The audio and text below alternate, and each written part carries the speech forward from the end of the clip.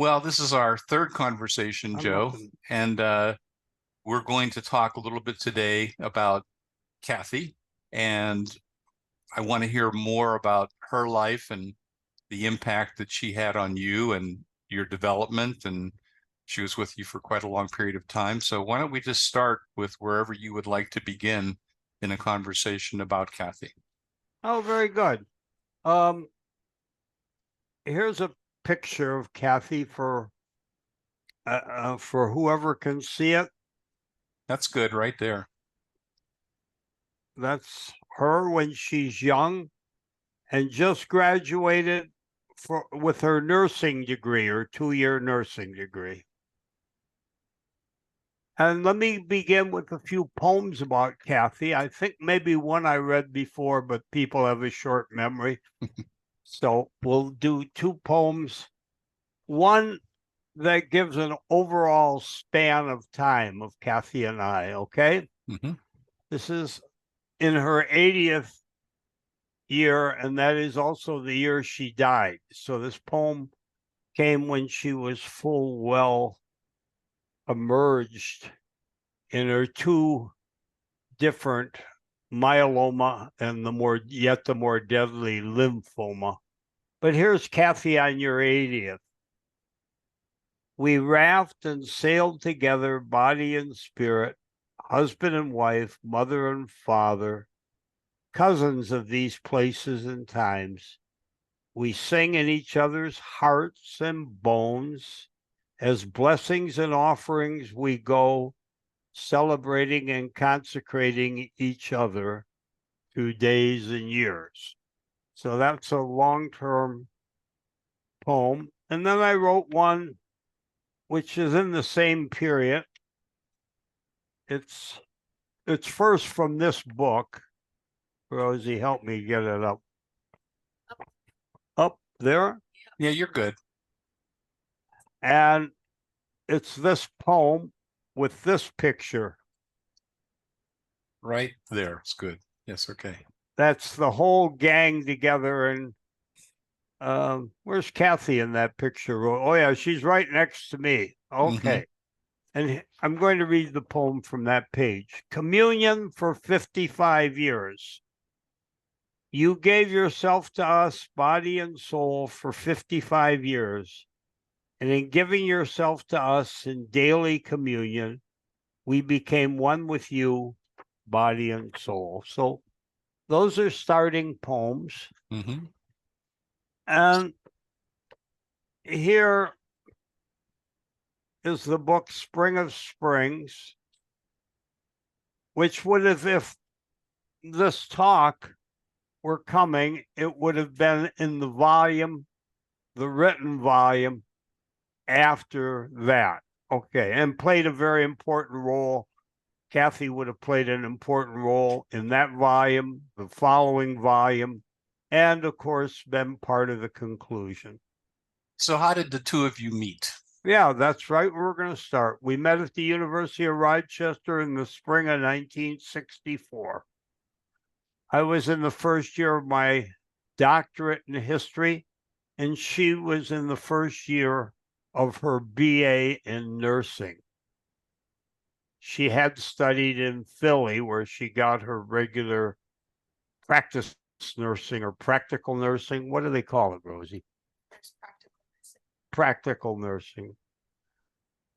We met in the cafeteria of the large adjacent to the university hospital, Strong Memorial. It was big. It was a bit of a walk to get through it. But we were eating there.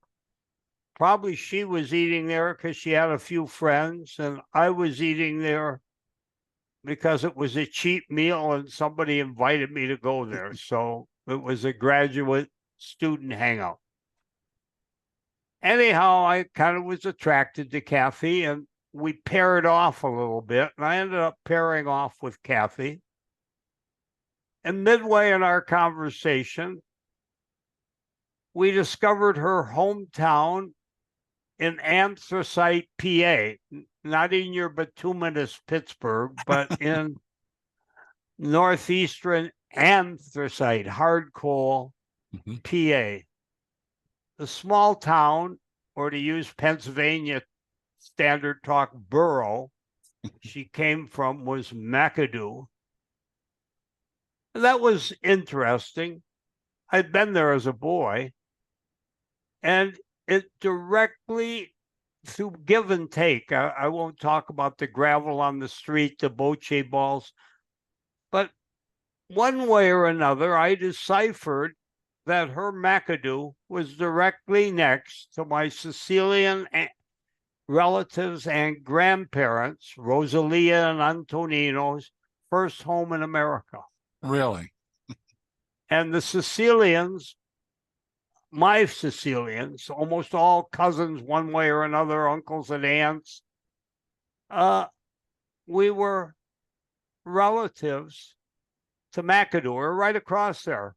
Her father went to the Italian club. And as a boy, I remembered it distinctly. I was only 10, but I tried to catch a high pop-up, a bigger kid from McAdoo. I'd say a teenager or early 20s, hit a high pop-up, and it went into the sun, and it came down in my eye. Oh, no. So I was hustled over to one of my cousins, who was the regional beer distributor. And they put a big stake on my eye. And that was memorable because I didn't know quite what a stake was, and to have one plastered on my eye. And I also, for the rest of the trip, which involved other relatives, I had a patch, a black pirate patch on my eye, which for a kid was kind of mysterious and kind of a pain. And we scaled, my father and I tried to scale the blazing hot stairs to the lantern of the Statue of Liberty. But we both were exhausted, and we were about 3 flights short of Liberty. And so it was a very memorable trip. I won't tell you what I found and all that, but all of a sudden, here was a gal that I was kind of attracted to. And I guess I'd have to say, if I summarized it all quickly, and I'll get back to this, she was a coal cousin. Cool cousin. And I wrote a little book by that title after I wrote one on my family. So Kathy and I did my studies, and she was doing her studies, but we took to occasional walking. And through walking, occasionally a deep kiss revealed an inner passion. And then there were almost discussions. At one time, somehow or other, the age, and this is 1964, but there were a lot of talk of nuclear bombs and all that. The age depressed Kathy so badly. Out of the blue, she blurted out, "There's no sense to have children." And in a strange way, we were together almost all along, thinking we would be part of this larger family. I mean, that was like a tacit metaphor, nowhere written, nowhere quite spoken. And then on another walk through the park, through the Genesee Park, which was along the river of that name, very lovely park, Kathy blurted out that she felt she had, by mistake, caused one of her patients to die. And she was terribly upset. And I counseled her, and somehow or other, either her self-control or my few words, and they were often religious, consoled her. And so we took walks. She visited me when I was studying for my exams, particularly in the Enlightenment period. And I rented a cabin on Lake Ithaca, beautiful lake, cheap cabin. It was a public one. And we took a hike up to the Tuggahanock Falls and the overlook, gorgeous waterfalls on it'd be the western shore of Lake Cayuga, which was just above Cornell University. And so we kind of knew each other in local walks and longer walks. And at my first teaching job, which I had after 2 years at Rochester when the scholarship was over, I had a teaching job as an assistant at Binghamton University. And Binghamton is very close to northern Pennsylvania, in southern New York there. And I had a nice place, an apartment up on the top of the hill. And Kathy once came and visited me, and we hiked the top of the hill. So you might say to you something simple. We walked ourselves into our communications or into our relationship. And with soft steps, we got to know each other. And of course, with the walks, there was an occasional kiss, a deep hug, and a reevaluation of minds and hearts. Kathy did kiss well, and maybe the way any woman feels to a young man or any young woman feels to a young man. She was soft, she was tender. And it seemed, on the other hand, with her interest in religion, she was very punctual about religion, spent time thinking about it. It almost seems we have been cousins forever.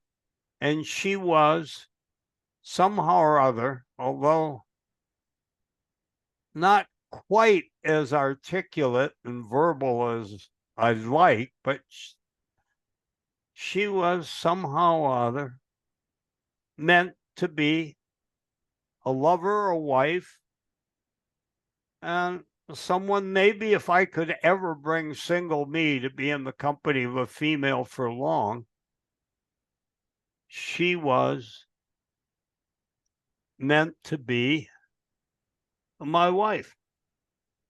What was her family background, Joe, in terms of I don't want to get ahead of you. Okay, good. Okay, no, that's a very good question, because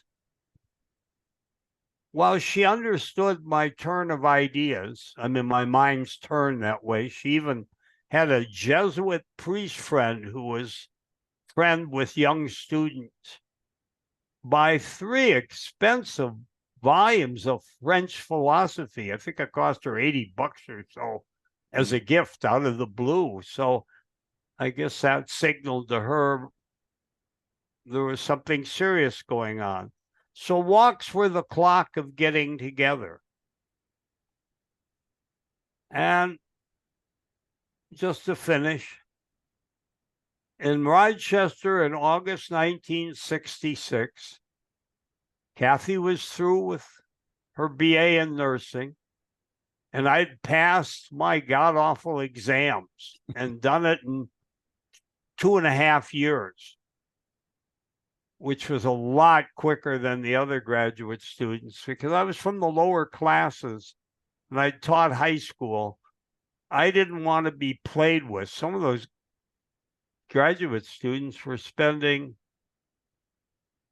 5 years getting ready for the exams, and then the time their exam would come, they'd put them off for another year to get ready. They were forever getting ready. So our honeymoon confirmed Kathy and I were meant to be, I like the phrase, on the road again. We traveled.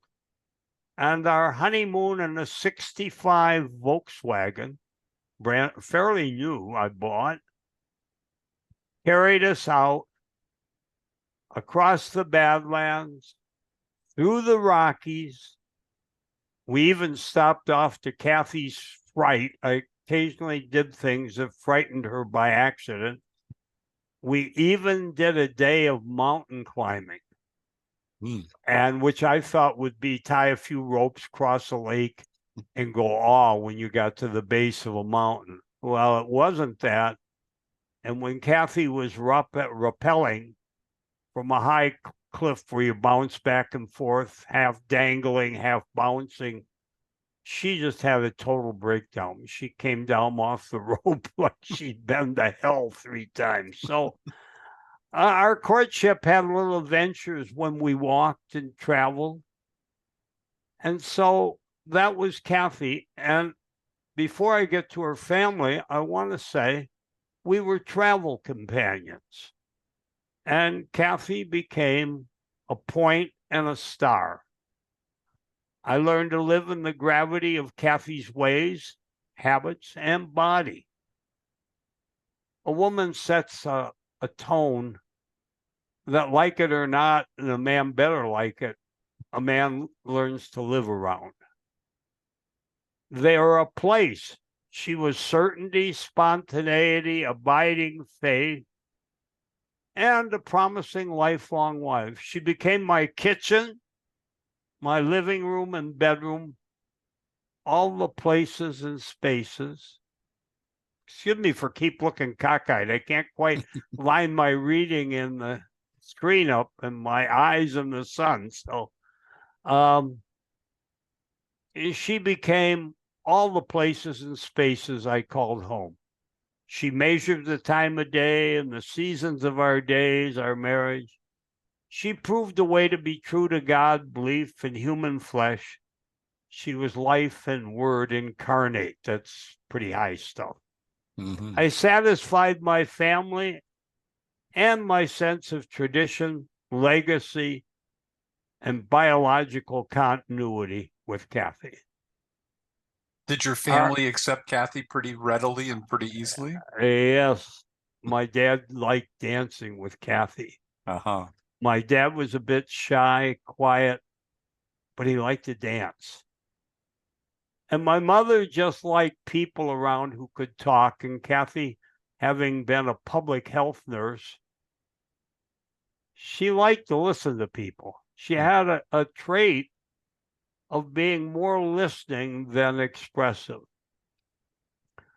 So our incarnate relations filled our bodies, spirits, hopes, and communion with family, and to a degree, put a religious inflection, our sense of the living and dead. So it was cosmological, it was biological, it was a simple walk in a park. It was a mixture. So now I'm going to go on to her family and mine briefly, if I can. But yes, absolutely. You have any questions about that?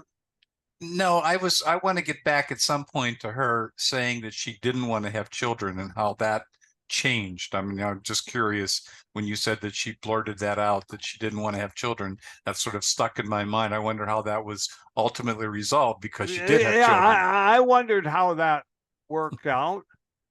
But once she expressed it, and whatever words I said or my words had nothing to do with it, once she got it off her chest, she never seemed reluctant about having children and never brought it up again. Wow. And I would say, I'm jumping ahead, but it really doesn't matter. I found it very dangerous from my first dates at college at the University of Michigan to encounter a person who was too sensitive and tied up to their own feelings, because I'd sort of suppressed mine and didn't want to be all tied up to feelings. And I didn't want a gooey emotional relationship that forever, it was like a lot of the movies of that time, particularly the French and European movies I went to. People would get so compounded in their thought, they couldn't live. All they could do is moan words, deep words, new words, feelings. So I was scared of that. So anyhow, back to the material world. Mm-hmm. Kathy ended up giving me a physical and religious tie, but a background of family, peoples, places, and cultural factors. She joined me in making myself and helping make her, I believe, into a one and a many, the title of earlier books I wrote on self. But Kathy wasn't one. What she did for me wasn't one. And I believe what I did for her wasn't one, but we made each other a communion of many. And as I said, her town, her borough, was right next to my Claire's, where my Sicilian relatives wandered. Now, you might wonder where the name Claire's came from. I found it very peculiar when I eventually cracked that puzzle. It was from two Irish landowners, and usually they were on the middle of the mines, where Kathy's one set of her parents, her grandfather was on the bottom of the mines, and then the Irish were above, and then the Welsh, and then the owners were the English. But this was Kelly and Ayres, was named after Kelly and Ayres, two Irish owners who bought a chunk of land at the back end of where you could bore down for land. How exactly they got into marketing it into a town, I don't know. My grandfather, Antonino, with his new bride, Rosalia, brought directly from the higher hills, mountains, it's touch and go whether you call them mountains or hills, left Claire's. And after a few years, the two of them, he didn't want anything to do with mining. He chose a crappy job at the local grocery store as a stocker, but going down one day, and that was basta, abbastanza con questi mina. Enough of this deep mind. And they escaped Claire's for, and I tease, a better job, a good job in Detroit, where the salaries were higher and the opportunities were greater. They might have been from primitive Sicily, but by God, they knew you needed money in the world to have a home, to have a family, and to have security. And they grasped that money was the new agency of their future, of all futures. I don't know why they got that intelligence, but it's very interesting. Some immigrants or villagers were very slow to catch on to that. Others were extremely rapid, and they went into education and a variety of things rather quickly. They jump ahead. You probably know that from your own family. Mm-hmm. There was Yeah, a division there. Well, anyhow, Kathy's family, her mother, father, and younger sister, Jean Ann, who became a teacher and married soon after us, knew themselves to be Eastern European ethnic and Catholic Slavic people of Central Europe. I don't think when I married Kathy, she didn't have a good idea. And I doubt her mother and father had quite a good idea of how they fit in Poland, whether they were a particular people, and Poland wasn't quite established where they were. They were in the South Mountains and where Poland will end up, but they bordered the Ukraine on one side and had Slovakia on the other side. And the relatives came from both sides or identified from both sides. They had one relative that I'd go visit, and I'd say, "Are we going to the Ukrainian museum?"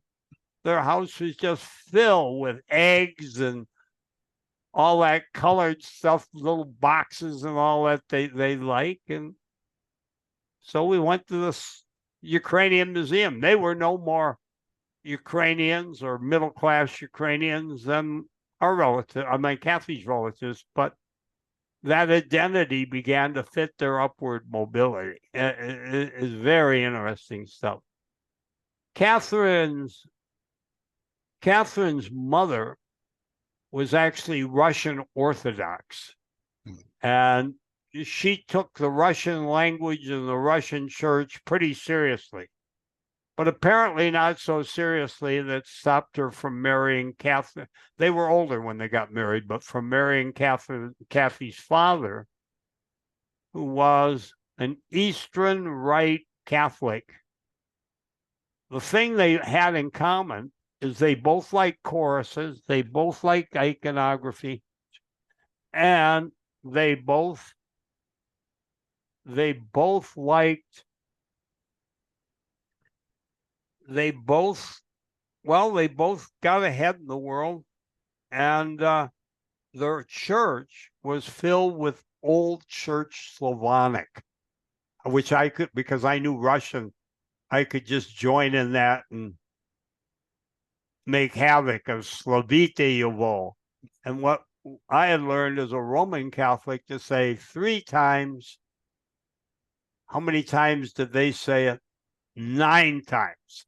Everything was bigger. Their altar was bigger. Their gold was brighter. Their colors were brighter. But Kathy's mother, this is Kathy's mother on a burro in California. She's on the front of the burro. I'll say more about her in just a second. Kathy's mother, Catherine, came from a few miles on the other side of the hills in Coaldale, Pennsylvania. How do you like that name? Coaldale. Their father worked his entire life where Slavs usually did, towards the bottom of the mines. And I'm not going to give a little talk on what anthracite mines are like, but they're gassy, they're seamy, they're treacherous, and they get odd cracks and collapses. And he worked his life, but all of his children who could went ahead on to college and were amazing while he was in the mines. And then when he got out of the mines, he maybe picked mushrooms, gathered greens on the hill, and in the backyard, he, at least I was told, he had in the backyard a cow and a few chickens. little peasant village behind the house, the coal mining house. Catherine's mother, who lived close to the Orthodox Church, as I said already, took it seriously. She herself became a teacher without a 4-year degree, but maybe a 2-year. And she liked teaching. But she was an aspiring student her whole life, and she wanted to speak Russian. And she loved it when I nicknamed her Pered, that means before in Russian, Sinkova. And I made up the word sink. It's just sink in English. So she was Segda Pered Sinkova. I nicknamed her always before the sink, which she got a kick out of. She was stuck before the sink. But with Kathy's mother, one time before she's married, she bought her own car, and she and her friends went all the way to California. This is in the 30s, drove out, and she was the driver. She drove both ways. And she rode that damn donkey in California, which is a family picture. So that was her. And now we'll talk for a second about how we doing on time. We're doing okay. 5. Okay, good. Then we go to Kathy's father. Rosie's helping me set this in. Mm-hmm. There's Kathy's father, Adam. My youngest son is an Adam. But Adam, they came from McAdoo. And Adam was a graduate from the University of Pittsburgh in law school. He led the choir with one of those little pitch pipes, and the choir was not non-musical, non-instrumental. It was a cappella. Mm. And he loved it. He had a beautiful bass voice, which, if you know much about Slavic singing, and he was the deep voice. He was a graduate, as I said, from Pitt Law School. He became McAdoo's do-everything lawyer. That could mean, just to give you two examples, that could mean taking chickens in payment from your poorest people. I mean, a person comes in and says, here's 2 chickens for the will, Adam. Okay. It also meant, as mayor for 18 years and lawyer, it meant the women on Saturday night whose husbands had gone to the bar rather than come home and then came home drunk and beat them for them getting drunk. Beat your wife because you got drunk and wasted the family's money. He dealt with those people at 12 midnight, 1. So, I mean, he knew the guts of the town. And I'll tell you about Adam's family. His father came with, very quickly, he became a haulage man. He went over to the train station, and the nearby was actually a town, Hazleton, and picked up luggage and distributed it to people around. He was in the Austrian army, so he spoke about 4 languages. He was brought up in the rural world, so he opened up a garden up the hills, but he was ambitious. He soon started a general store in the town, and that just didn't mean food.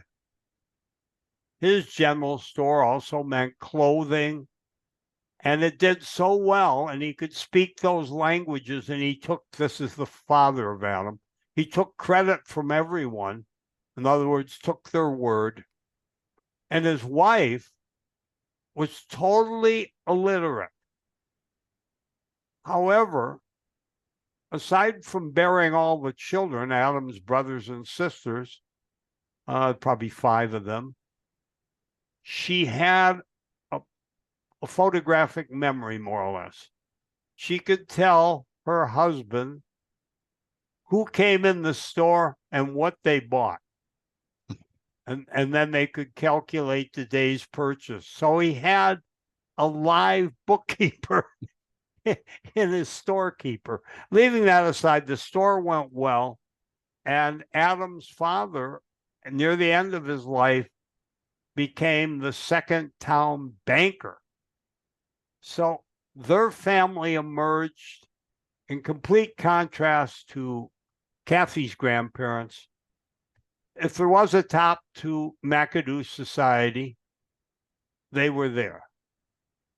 And so Adam, in a way, inherited, with a law degree, his own office right next to what was the country store, the town store, and mayor.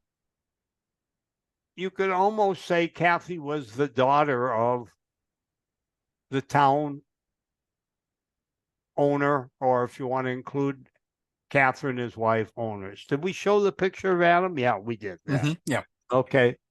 So Adam took a liking to me, had no son. He just had the 2 daughters.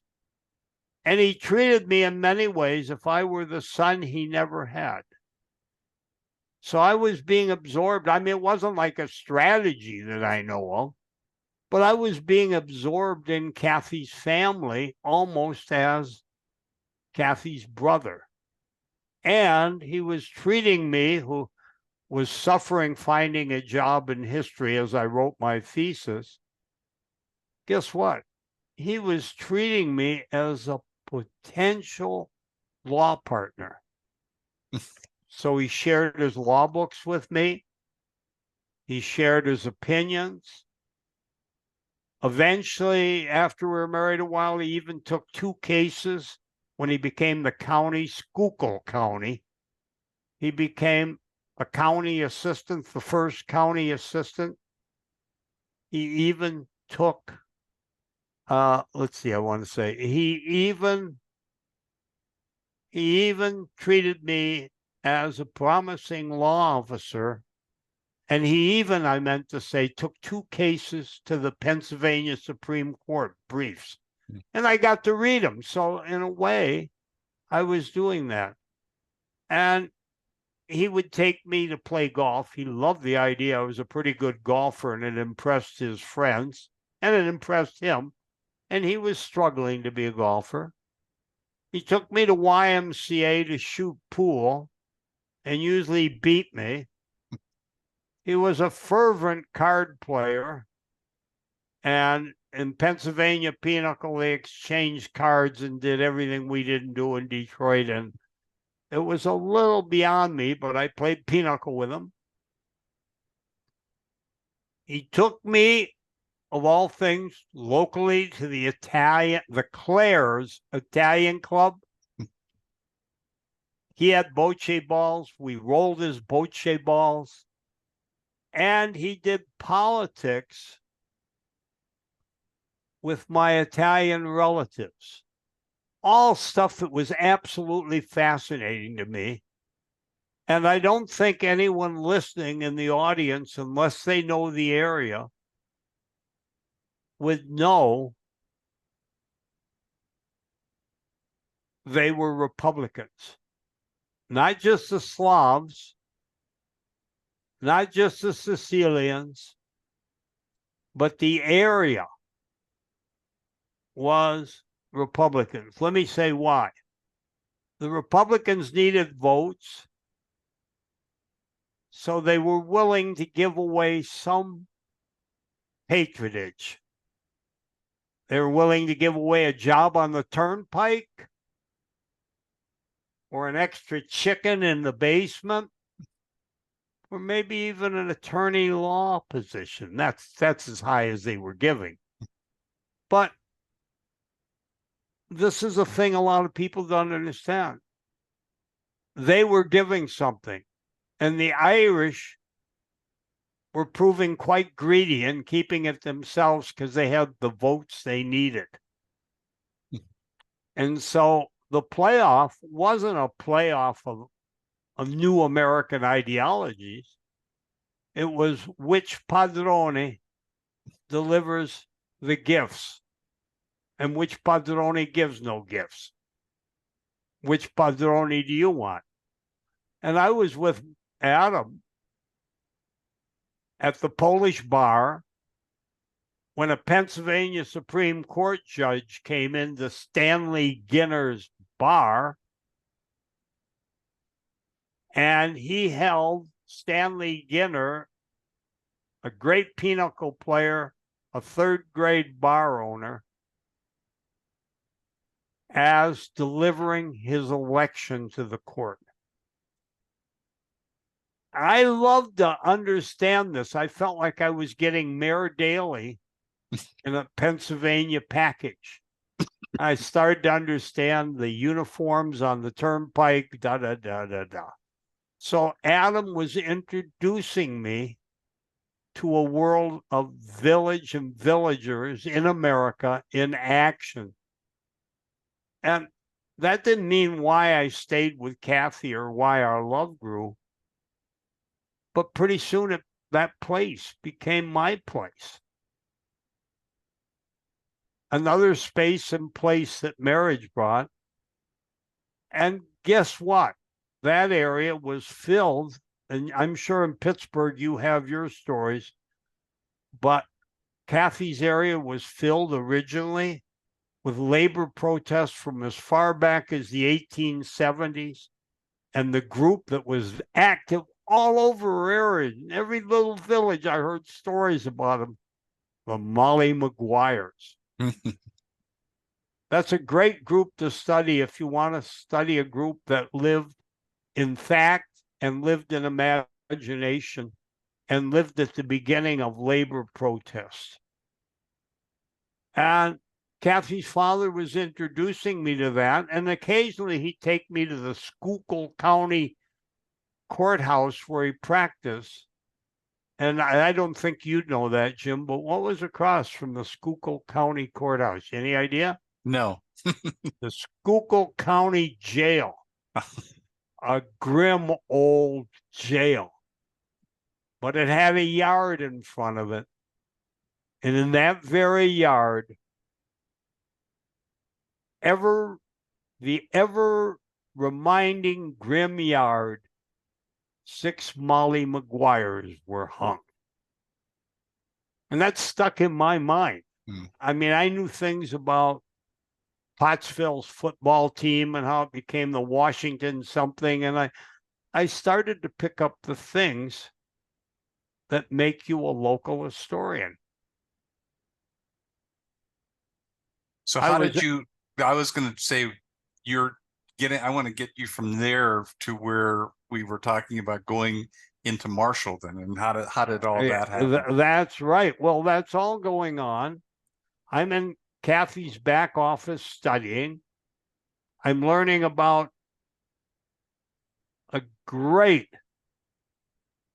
I don't know if you heard of this one, but the Lattimore mine strike that killed 400 striking miners, 19 killed by the Luzerne County Sheriff's Office. They started their parade from McAdoo, right out Kathy's door. They got just north of Hazleton, just before where the mine was, and that's where the massacre occurred. And even in Claris, little Claris, my little village, the Brunos in November 5th, 1934. Some of this is woven into my short stories on My Three Sicilies, a book of short stories and poetry. Joseph James Bruno, known as Big Joe, he managed to kill 3 people and injure another 11 or 12 on his streets. He and his sons shot out the window at the marching Democrats who were mad at the Republicans for dominating the election. Now, as grisly as that stuff sounds,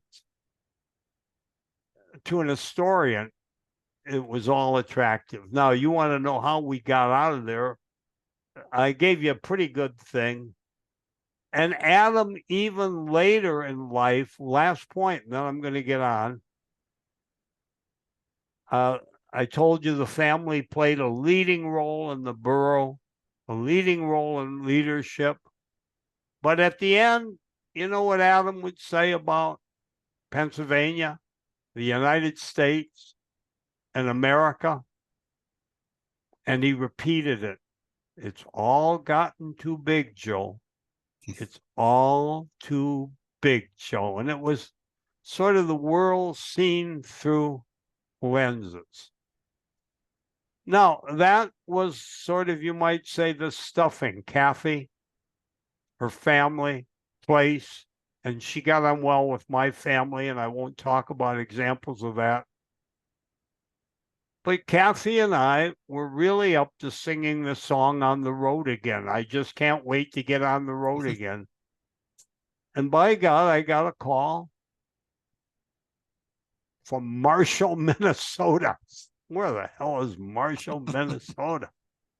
And it was out in southwestern Minnesota, which I thought, excuse my ignorance, but I thought I'll like it there because Minnesota is filled with a lot of Russians. For some reason in my mind, southern Canada with its Russians, and it does have a lot of Ukrainians and even Russian radio stations, for some reason the cold and the position made me feel like I was going to a place where I'd be in the hearth of Russians. But I also needed a job, and here was somebody offering me a chance to be an assistant professor and talk about intellectual history and any damn kind of history the school needed. So let me say the school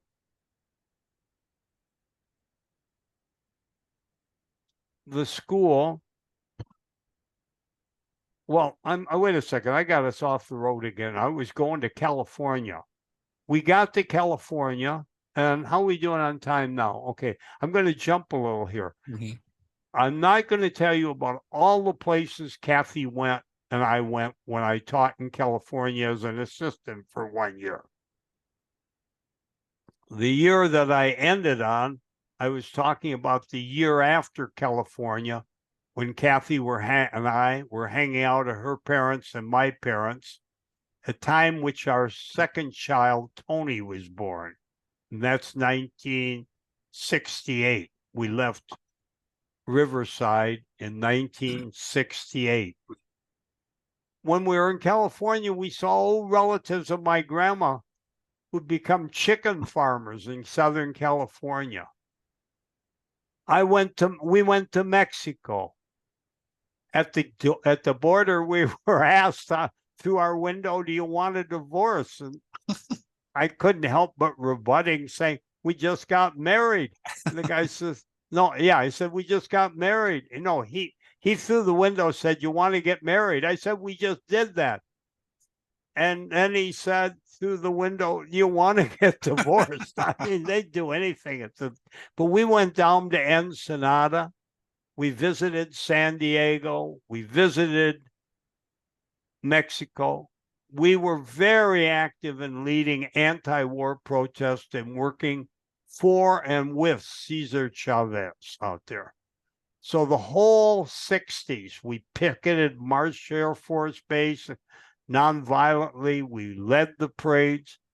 Kathy, in one condition, about 7 months pregnant with Felice, our oldest daughter. So she was quite bulging out. I'm sorry I don't have a thing to show you that.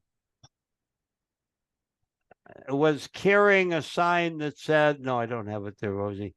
Was carrying a sign that said, "Make love, don't make war." And the photographer, brightly enough, caught it, and Kathy was staged on the first page of the Riverside paper. But we had sit-ins in the middle of campus, always nonviolent. Our associations tended to be religious. We tended not to like the SDS, which was emergent. Helped form I was one of the founders of the Peace and Freedom Party. We had friends Eldridge Cleaver. Well, that's right. We had those kinds of people. In fact, I won't get into that, but there was whole stories of 2 years of protests. But then we were in Kathy's office, and we were setting out finally for a job out in this southwestern Minnesota. I didn't know we were going to live in a little village of 800, another village, but not like McAdoo. Another town, a borough really, Marshall, which was one of the larger towns, which was still small in southwest Minnesota. And very crucial for me and Kathy. We were in a town, not the village, but we were in a town in which we were making the world, in which we were making the world. You get what I mean by making it? We were making the curriculum. We were making its politics. I ended up the head of a lake study committee. I didn't know a duck from a reindeer, but there I was learning about the biology of a lake, fresh waters. I learned about why the Norwegians captured the town to a degree from the English and the Swedes, but they didn't like the Belgians to the south, who were the Catholic farmers who became close friends to me. but I also had old Norwegian friends. And I had an occasional Norwegian friend who was an atheist, a county commissioner, a county historian, and he married a Dutch Catholic, which is very close to a Belgian, with the name Kirkfleet, which is a lovely Dutch name. It means Kirk is church, fleet is stream. So it's the church by the fleet. So the area was just filled with local stuff to learn. And being I'd learned it in Pennsylvania, I knew East Detroit pretty well. I actually had a little sense of France and southern Italy. Well, might as well learn this place too. So I learned and made a town. And Kathy, at the same time, was making a family. She didn't go back into nursing until the 4 children were in this grade school. And then she went into finally public health nursing. But she was making a family, learning a ritual in a small town. And then I was over in the bigger town, Marshall, picketing liquor stores, all sorts of activities. But I also was creating its curriculum and brand new. So out of marriage, there came a very quick, almost a catapult into the world of flesh, places, interests, and a new, I'm going to use one word, embodiment in myself, in a wife, in children. We'll have 2 children by 68. And then in about 4 years after, we'll have added 2 more. So we've got a big operation there in our own house, a big operation, and just getting a house, buying it. So there was a whole new world. And to close, and I think it's time to close. It is. I'd like to ask you one question before we Yeah, close. and I'm going to read a couple poems. Yeah. Okay. So Go the ahead. question is, what are the 2 most important things you learned from Kathy? Oh, wow. 2 most important. Well, I think one would be that goodness comes almost daily, regular. That's one. But common, ordinary habits, sleeping together, eating together, walking together, they produce miracles. So a big thing I learned is in the simple, the ordinary, the quotidian, the daily. There also is lurking new lives and truly miracles. Thanks. How's that do? That's good. Now read your poems and we'll end this particular conversation. We'll get out of here. Okay, well, I'm going to read, I believe 2, but one for sure.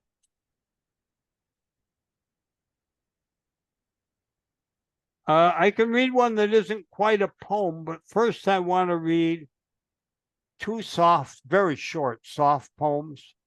And then I want to read one that's more an elaborate little note you put on the refrigerator door to surprise your wife in the morning. This first poem is called Kathy and I, kind of in a gentle, going out to the lake, at Lake Cottonwood, at the sunset, and learning a lake, its beaches, its drainage ditches. There's a lot to learn about a lake. It's dams, who builds them, all kinds of wonderful things, skating on the lake, etc. Kathy, the wind moves on the lake, poplar leaves spin, martins test their darting flight, our children rush in and out of the water, and we walk with easy steps across welcoming years. That's the first poem. The next one deals with our children, and if I've read it before, Well, the audience gets a chance for review if I read this before. I don't think you've know. read this before. So Okay. This is a poem I wrote to my 4 children and Kathy. You see it? mm-hmm. Thanks. It's called Our Zen Masters. Children plant strange flowers in forgotten spaces. Tony, our oldest son, sends us a Valentine. On it, 2 pea green tanks with yellow hearts on their sides. Felice, our oldest daughter, says, night ends where morning begins. Adam mistakes my athletic cup for a catcher's mask and then insists that he wear it downtown on his head in case of a hailstorm. Ethel asks 100 times a day, do birdies bite? She says March comes in like a lion and goes out like a monkey. One blizzard day, my children bring 12 frozen sparrows into the house. That's our big 4-bedroom old house, patrician's house. They bring, what did I say, 12 frozen sparrows into the house. And when the birds revive, they fill this monastery with flight and the sound of gleeful Zen masters. So that's the poem to Kathy and the family. And I did have one last poem. I don't think I've read this before. It's somewhat more a letter than a poem. Sometimes it's hard to tell them apart. But Kathy, best gift. I wrote this just prior to my bypass and thinking it might be my bypass of life. I was only 3 valves away from eternity, so to speak. Actually, it was 4, 1 valve, but 4 bypasses. Okay. If anything happens, you've been life's best gift to me, and I love you much. And if anything happens to me, which I suffer more for you than me, I know you'll go forward for what is how you are and how things should be.